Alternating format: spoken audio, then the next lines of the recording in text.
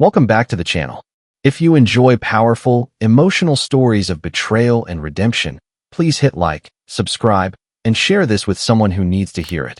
Now, let me tell you about the night my whole world shattered and how I pieced it back together, piece by painful piece. My name is Nathan. I am 37 years old, a high school history teacher in a small town in Ohio. I have been married for 14 years to a woman named Vanessa. We have 2 children, a daughter named Lily, who is 11, and a son named Caleb, who is 8.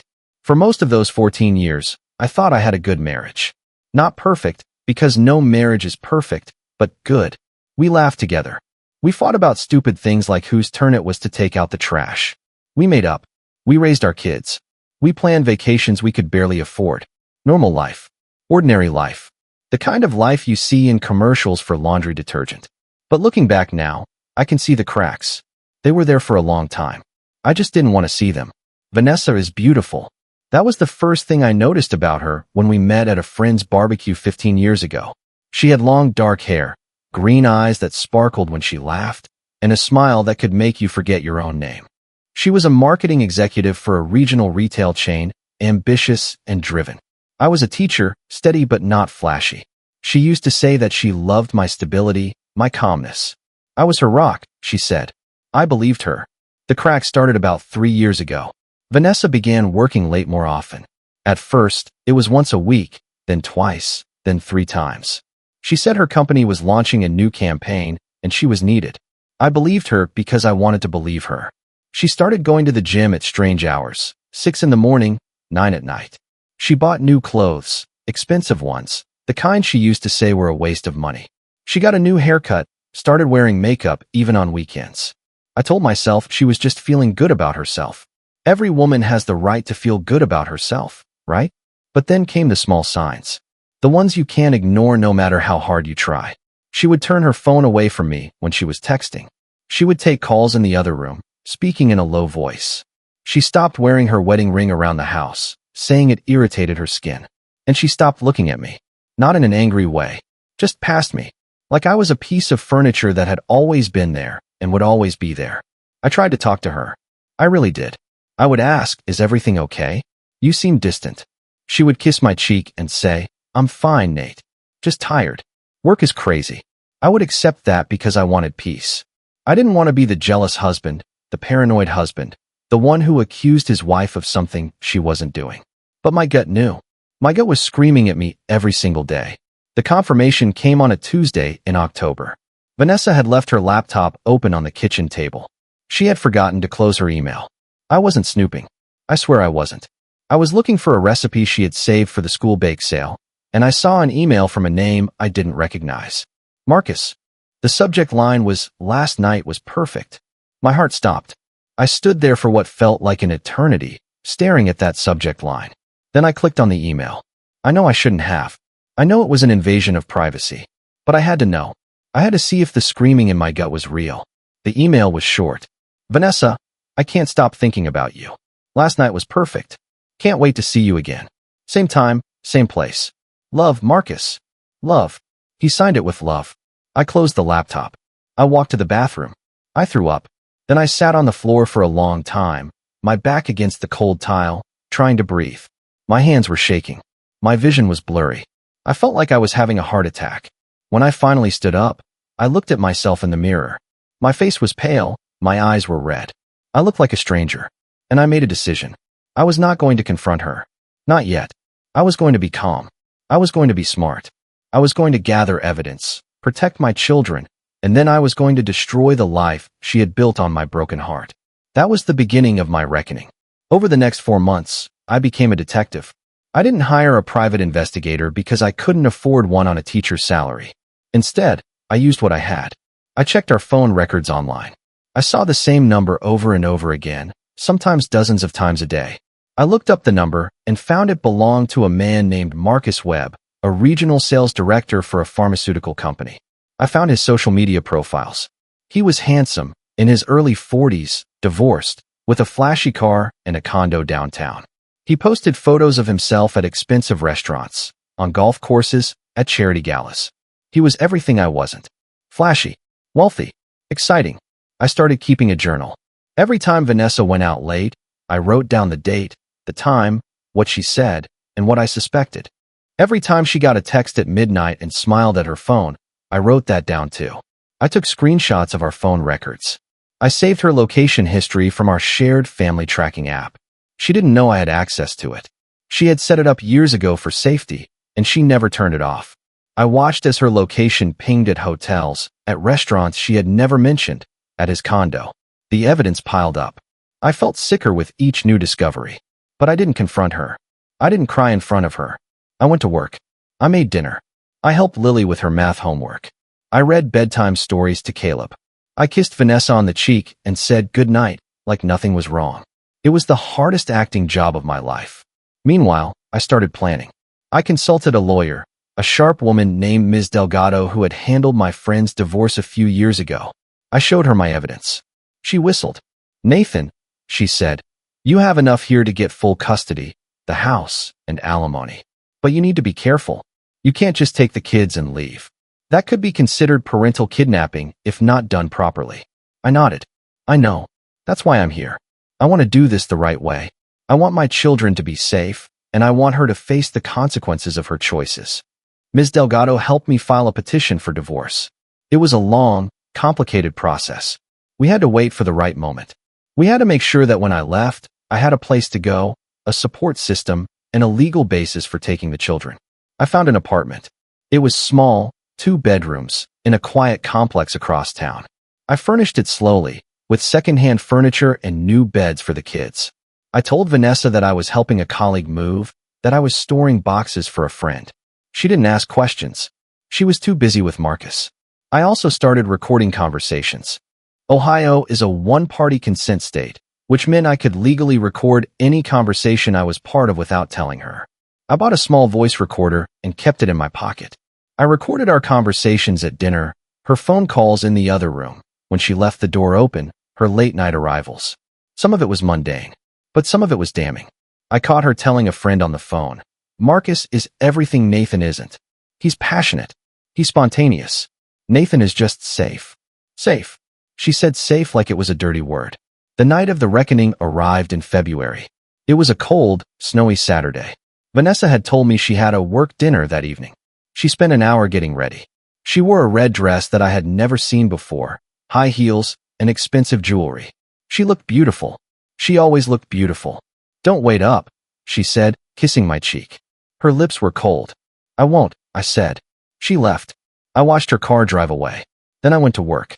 The children were already with my sister, Elena. I had arranged for Elena to take them for a sleepover weekend a week earlier. Vanessa hadn't questioned it. She was too distracted.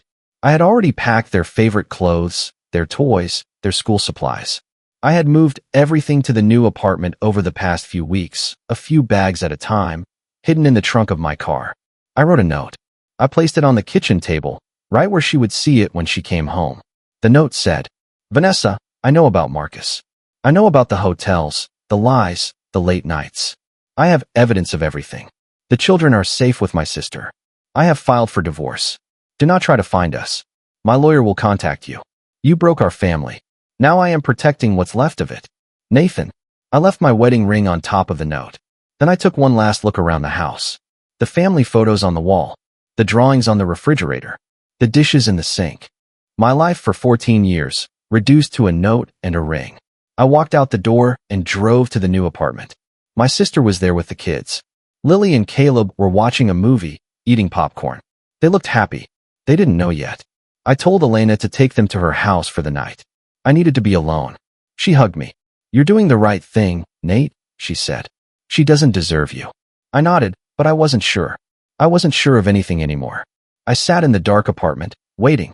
I had installed a small security camera in the living room of the old house a few days earlier. It was legal because it was my house too. I watched the feed on my phone. Vanessa came home around 11:30. She was laughing, her cheeks flushed from the cold and from wine.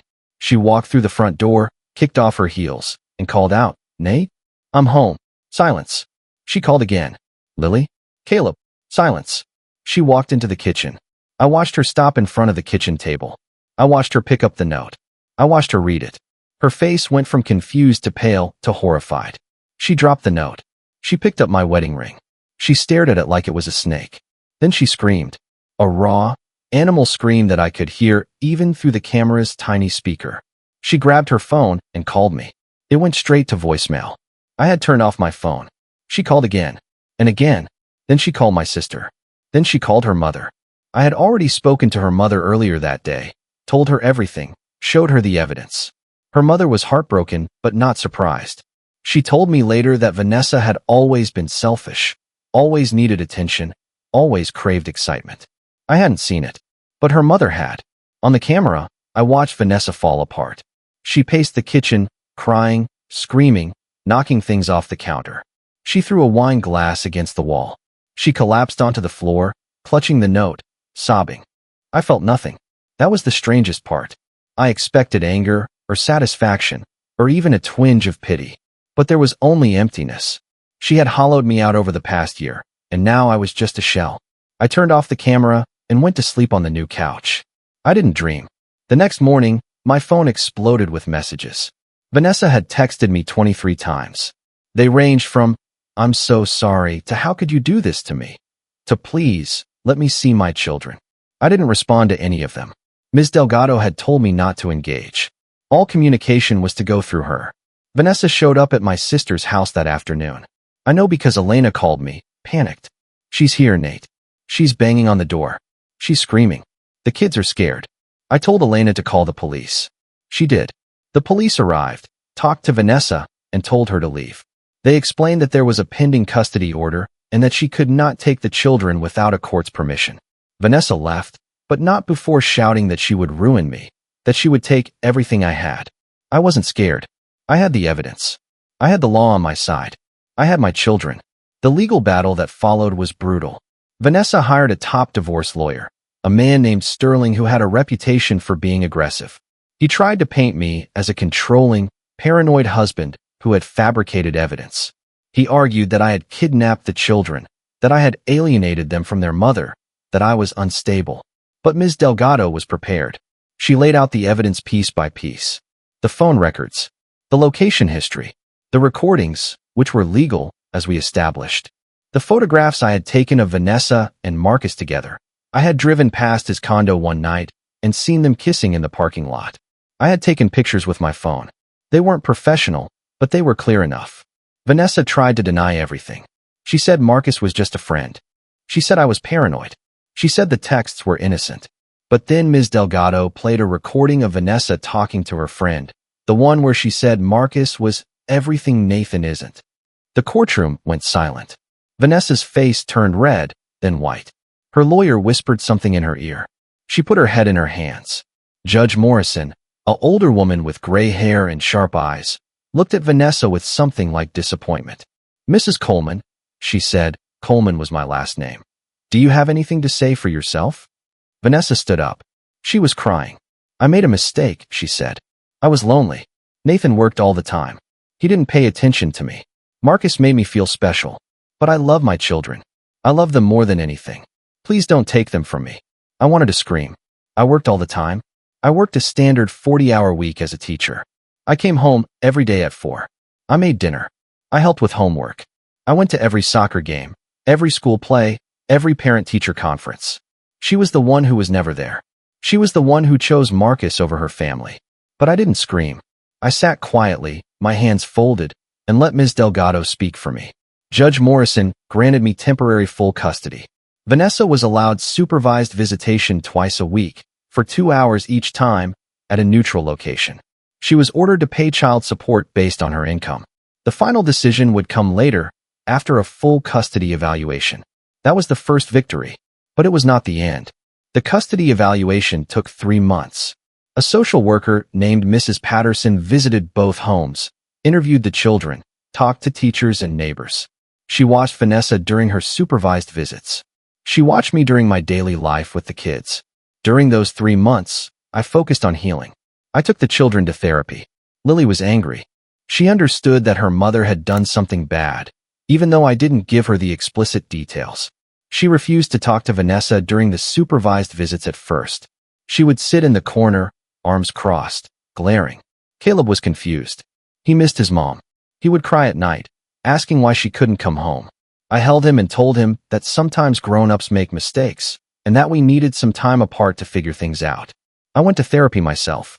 My therapist, Dr. Sue, helped me process my anger and my grief. You're allowed to be angry, she said. But don't let the anger become your new identity.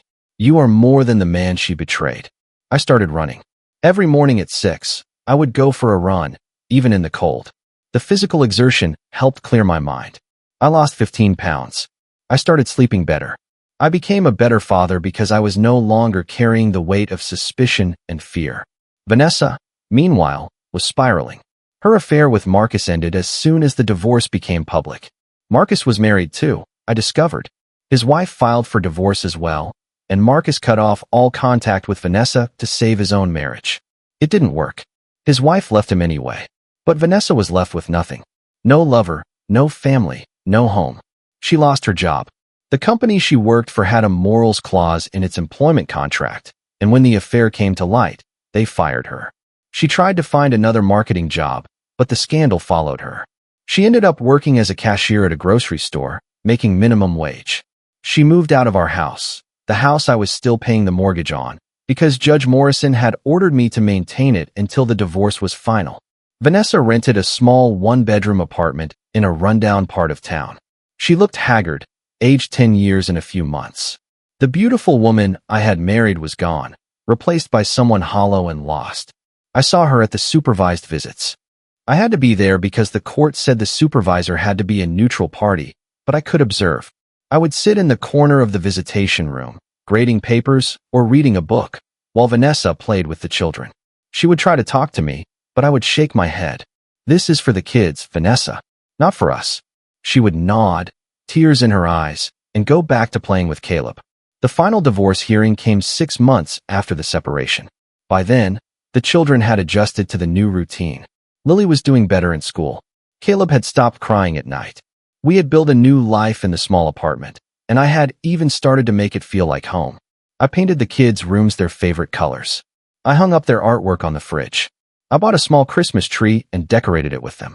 Judge Morrison presided over the final hearing. Mrs. Patterson, the social worker, presented her report. She recommended that I retain full legal and physical custody, with Vanessa receiving supervised visitation for another 6 months, followed by a gradual transition to unsupervised visitation if she complied with all court orders. Vanessa's lawyer, Sterling, argued that Vanessa had changed. He said she was attending therapy, going to support groups for wayward spouses, and had been sober for months. She had developed a drinking problem after the separation. He asked for joint custody, with the children spending every other weekend with Vanessa.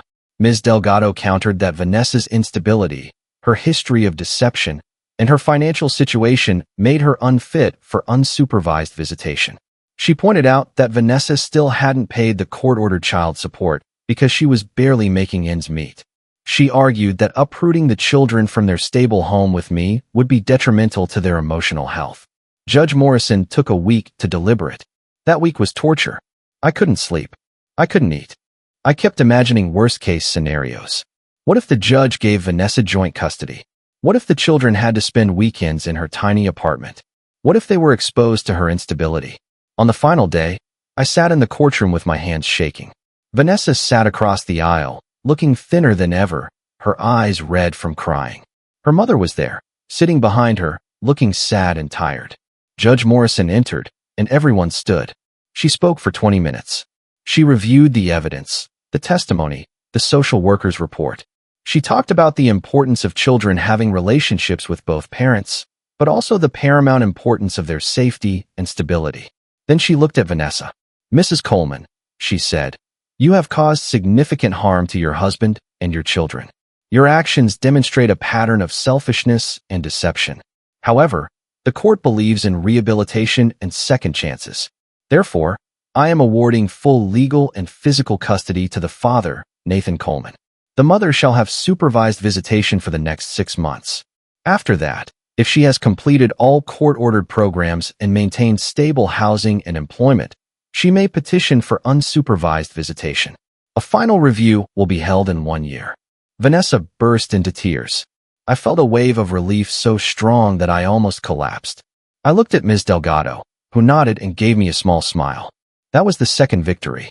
But the reckoning was still unfolding. Over the next year, I focused on rebuilding. I moved the children back into the family house. Judge Morrison had awarded it to me in the divorce, along with both cars and a portion of the retirement savings. Vanessa had received a small cash settlement, most of which went to her lawyers. She was still working at the grocery store, still living in the tiny apartment. I saw her at the supervised visits. She showed up every time, sober and on time. She played with Lily and Caleb, read to them, colored with them. She didn't try to talk to me. She just did her best to be a good mother for 2 hours twice a week. The children adjusted slowly. Lily eventually started talking to Vanessa again. She was still guarded, but she no longer refused to see her. Caleb was more open. He would run to Vanessa and hug her, calling her mommy, and that would break my heart a little. But I knew it was healthy. I knew they needed their mother. I started dating again, tentatively. A woman named Angela, a librarian at the local public library. She was kind, patient, and understood that my children came first. We took it slow. We went for walks, had coffee, talked about books. She had never been married and didn't have children, but she was incredibly understanding. She didn't push. She just was there. One day, about 8 months after the final divorce hearing, I got a call from Vanessa. She had never called me directly before because the court order discouraged it. But this time, she said it was urgent. "Nathan," she said, her voice shaking. "I need to see you. Please. It's about the children." I agreed to meet her at a coffee shop near the courthouse. She was already there when I arrived. She looked healthier than the last time I had seen her. She had gained some weight back, and her eyes were clearer. She was wearing a simple sweater and jeans, no makeup. "Thank you for coming," she said. "What is this about, Vanessa?" She took a deep breath. "I've been in recovery. Real recovery. I've been going to therapy twice a week. I've been attending a support group for people who have had affairs. I've been sober for 10 months. I'm working 2 jobs now, the grocery store and a cleaning job at night. I have a new apartment, a better one. It's small, but it's clean and safe." I nodded. "I'm glad to hear that. I'm not asking for forgiveness," she continued. "I know I don't deserve it, but I want to apologize. Not the fake apologies I gave before, where I was just trying to get you back. A real apology. I was selfish. I was cruel. I took you for granted. I destroyed our family for a man who didn't even care about me. I have to live with that every single day." I looked at her. I searched for any sign of manipulation, any hint that she was playing a game. But I didn't see any. I saw a woman who had hit rock bottom and was clawing her way back. "Thank you for saying that," I said. "It means something. Not enough to change the past, but it means something." She nodded. "I'm not asking to come back. I know that's impossible.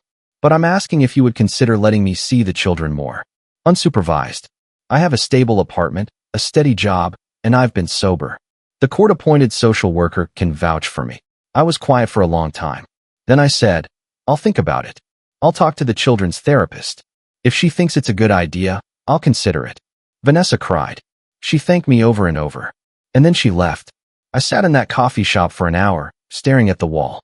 I thought about the woman I had married, the woman I had loved, the woman who had betrayed me. And I thought about the possibility of redemption. Could people change? Could Vanessa become someone worthy of trust again? I didn't know. But I knew that holding on to my anger was hurting me more than it was hurting her. I talked to Dr. Sue, my therapist. She said, "Forgiveness is not about letting someone off the hook. It's about freeing yourself from the weight of resentment. If you can find a way to co-parent with Vanessa, even after everything, that would be a gift to your children." I talked to Angela. She said, "I trust you. Whatever you decide, I'll support you. The children come first." And I talked to Lily. She was 12 now, old enough to understand more. "Lily, your mother has been working very hard to get better. She wants to see you more often. How do you feel about that?" Lily thought about it. "I miss her," she said. "But I don't want to go back to how things were." "They won't," I said. "That's not happening. But maybe you could spend a weekend with her. Just a trial." She nodded slowly. "Okay, Dad. I'll try." Caleb was easier. He just wanted to see his mommy. So I agreed. I let Vanessa have unsupervised visitation, starting with a few hours on Saturdays, then overnight, then a full weekend. She was responsible. She returned them on time, fed, happy. The social worker reported that Vanessa was stable, sober, and loving. Over time, I saw a change in the children. They were less anxious. They were more whole. They could love both of us without having to choose sides. I still didn't trust Vanessa completely. I probably never would. But I no longer wished her ill. I had moved on. 2 years after the divorce, I married Angela. It was a small ceremony, just family and close friends. Lily was my best man. She insisted, and I couldn't say no. Caleb was the ring bearer.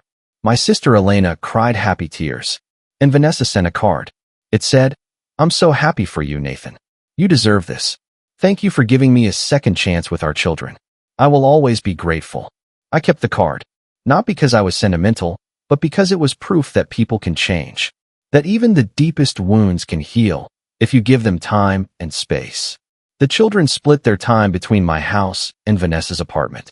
They had their own rooms in both places. They had 2 Christmases, 2 birthdays, 2 lives.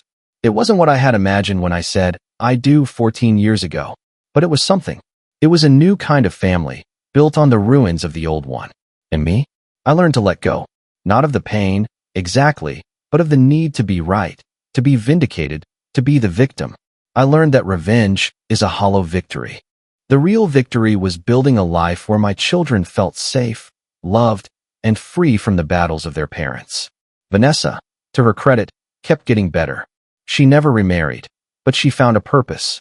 She started volunteering at a women's shelter, helping other women who had made mistakes and wanted to rebuild their lives.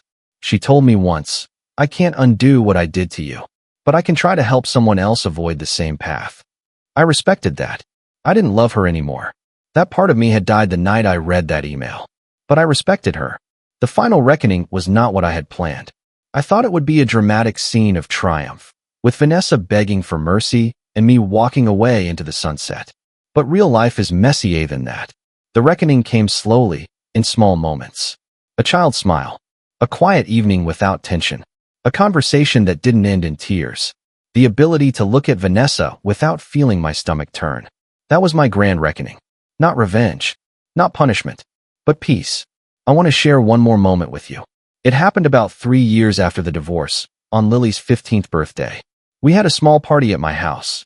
Angela, the kids, my sister, a few of Lily's friends. Vanessa asked if she could come. I hesitated, then agreed. It was Lily's day, and Lily wanted her mother there. Vanessa showed up with a gift. She looked healthy, happy even. She had a new haircut, and she was smiling. She hugged Lily, kissed Caleb on the head, and nodded at me and Angela. She didn't stay long. She had to work the next morning. But before she left, she pulled me aside. "Nathan," she said, "I want you to know that I'm okay now. I mean really okay. I've accepted what I did. I've accepted that I lost you. But I have my children, and I have a life that matters. And I have you to thank for that. If you hadn't left when you did, I might have kept spiraling.